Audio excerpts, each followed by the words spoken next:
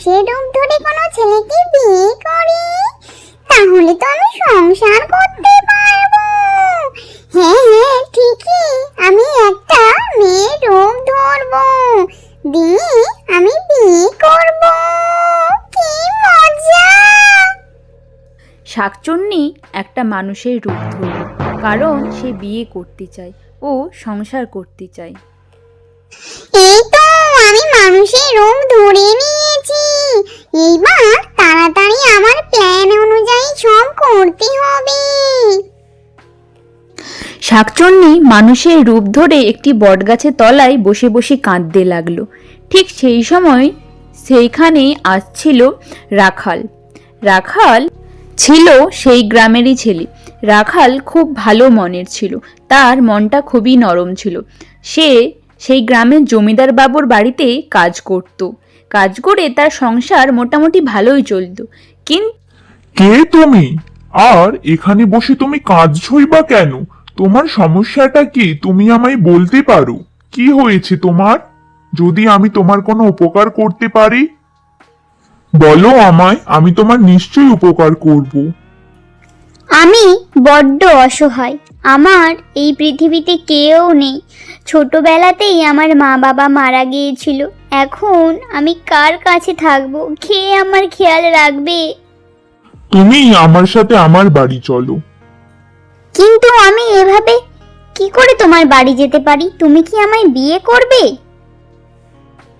রাখাল সেই মেয়েটির কথায় রাজি হয়ে যায়, তাকে বিয়ে করার জন্য নিজের বাড়িতে নিয়ে যায়। তারা দুজন চলতে চলতে নিজের ঘরের দিকে যেতে লাগলো। তারা তাদের বাড়িতে পৌঁছে গেল। তারা যেহেতু বিয়ে করবে, তাই তারা বিয়ের আয়োজনও শুরু করে দিল। তাদের বিয়েটাও খুব সুন্দরভাবে হয়ে গেল।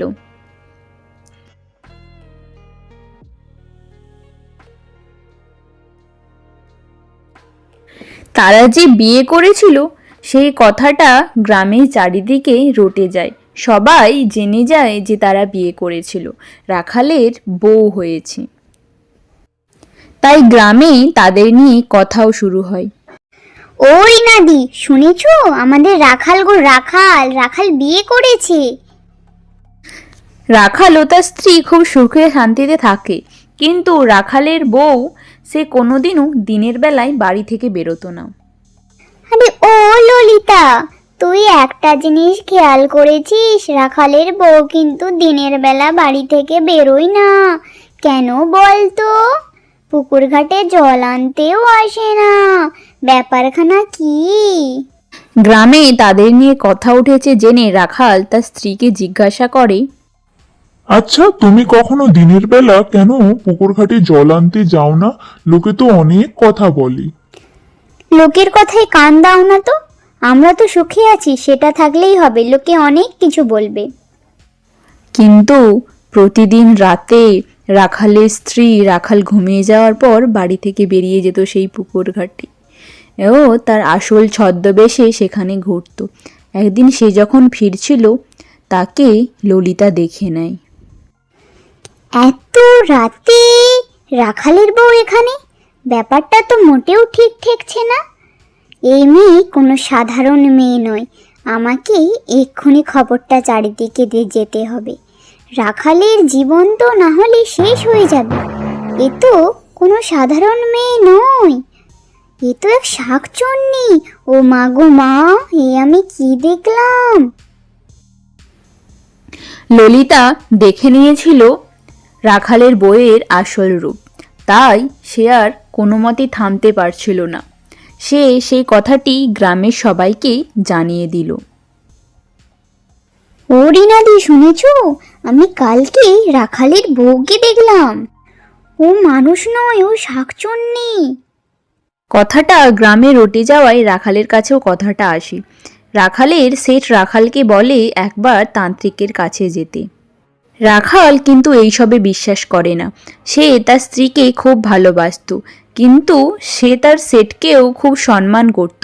তাই তার কথা রাখার জন্য তারা দুজন তান্ত্রিকের উদ্দেশ্যে যেতে লাগলো।